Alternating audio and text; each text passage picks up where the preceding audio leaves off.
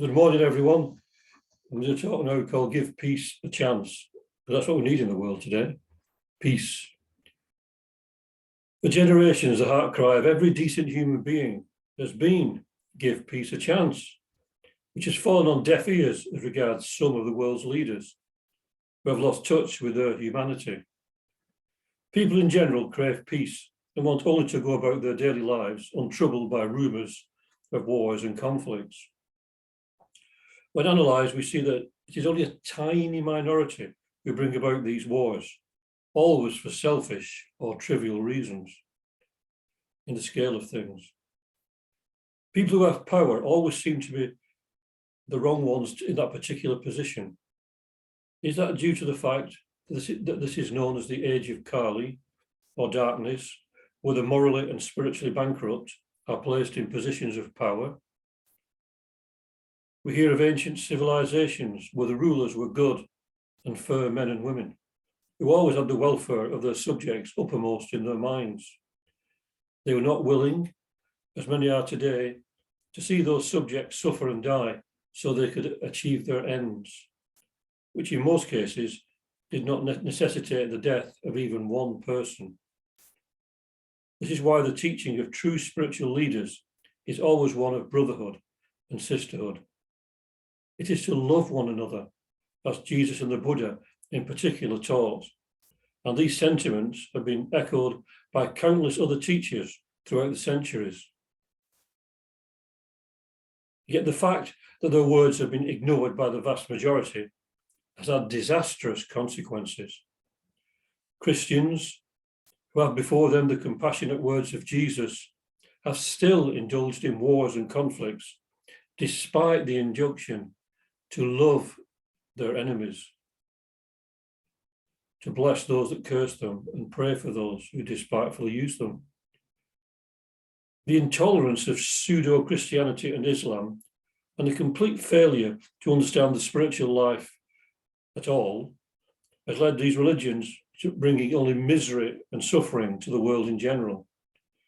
Of course, there are many good Christians and Muslims, but they don't seem to be having a great impact on their respective religions. Religion then has become a menace rather than a solace to humanity. This is true mainly of theistic religions, which distort the image of God and give him the lowest of human emotions, such as anger and jealousy.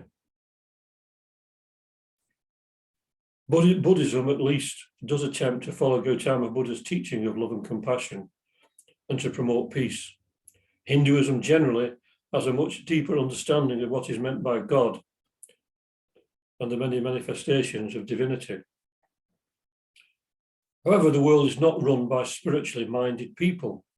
The world leaders tend to be materialists who have had a privileged upbringing and so are out of touch with the ordinary man and woman in the street.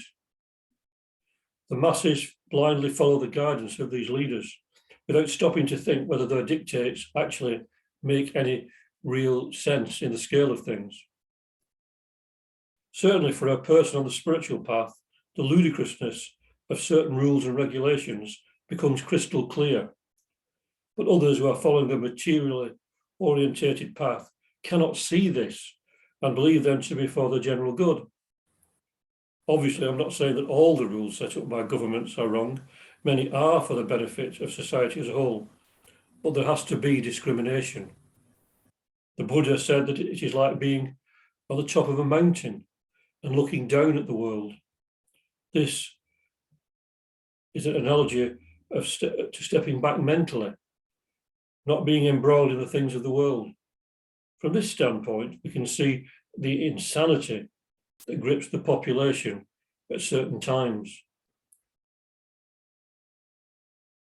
There's a preoccupation and fascination nowadays with the lives of serial killers, whether in documentaries or films. This has to be looked into. Why do people enjoy watching accounts of gruesome murders and violent crime? And why are people who do evil acts so popular with many people?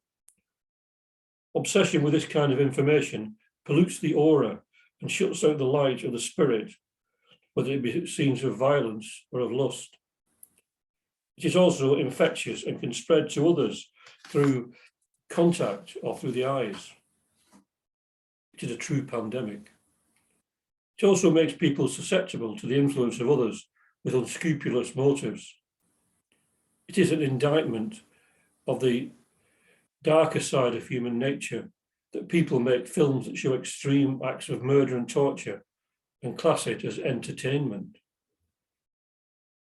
It is also puzzling as to why mankind is so intent on killing animals, taking life for selfish profit, seemingly blind to the sanctity and preciousness of that life. Also why people kill each other over trifling matters or to rob someone of their mobile phone, car or watch. Everyone needs to awaken to the beauty and uniqueness of every living thing and develop a feeling of compassion, which seems to be in short supply in modern times. The best way to be free of this is to think upon spiritual matters, read spiritual literature, and meditate on lofty subjects. It is also useful to listen to uplifting music, look at inspiring art, or read beautiful poetry, and to enjoy the company of like-minded people. There are many wonderful people and things on this planet if we only lift up our eyes and look, whether that vision is inner or outer. Love and peace was the motto of the hippies in the 60s, and if it quickly became mixed with more unsavoury elements, the message still has resonance today. As said earlier, most people just want peace. If the masses were allowed to have their say, instead of being shouted down, we would have a more peaceful society. The Mahachohan, who is the Theosophical Master's master, says in his letter, "The intellectual portions of mankind seem to be fast dividing into two classes, the one unconsciously preparing for itself long periods of temporary annihilation or states of non-consciousness, owing to the deliberate surrender of intellect and its imprisonment in the narrow grooves of bigotry and superstition, a process which cannot fail to lead to the utter deformation of the intellectual principle, the other unrestrainingly indulging its animal propensities with a deliberate intention of submitting to annihilation, pure and simple, in case of failure, and to millenniums of degradation after physical dissolution. Those intellectual classes reacting upon the ignorant masses which they attract and which look up to them as noble and fit examples to be followed, degrade and morally ruin those they ought to protect and guide.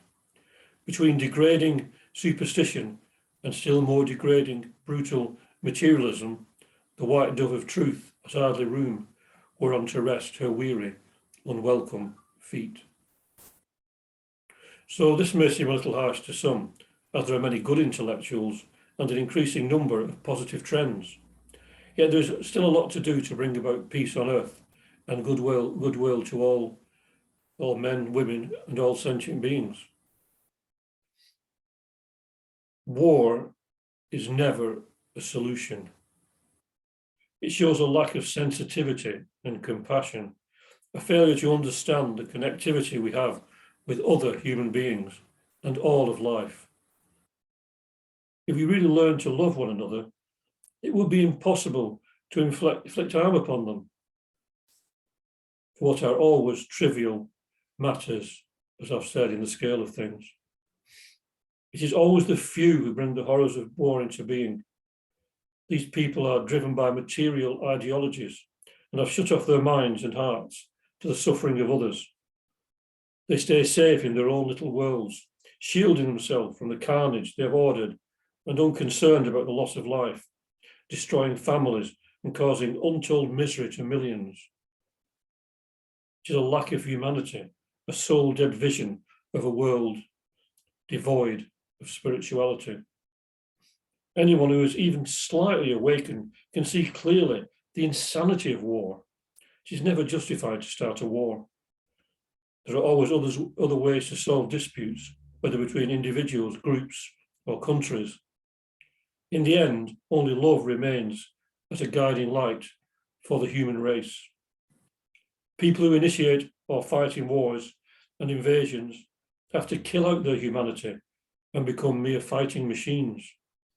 Anyone who retained that humanity could not strike a blow against their fellow human beings or even another creature.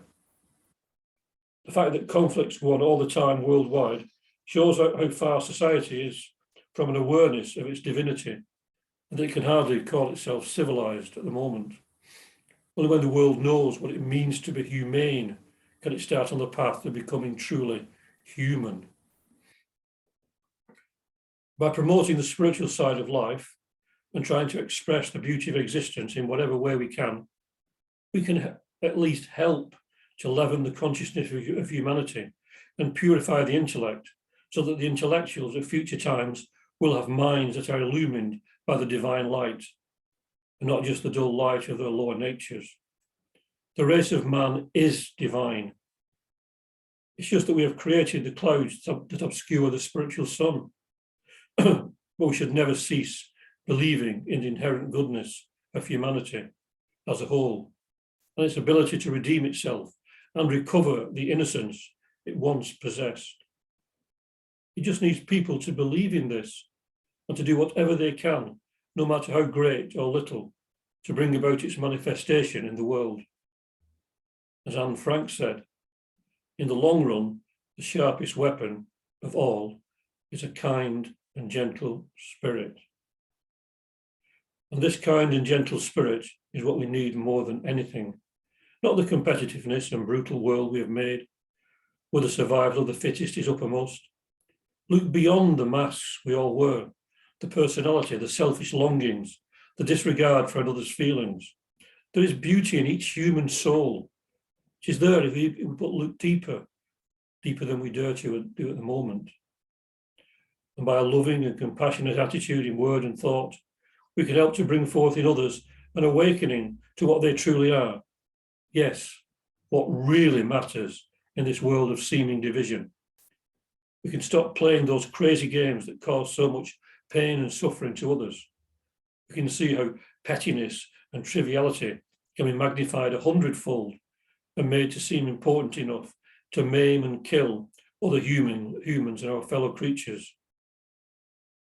We can then cry out to the world in general, give peace a chance. Om Shanti, Shanti, Shanti, peace, peace, peace. Peace on earth and goodwill to all beings.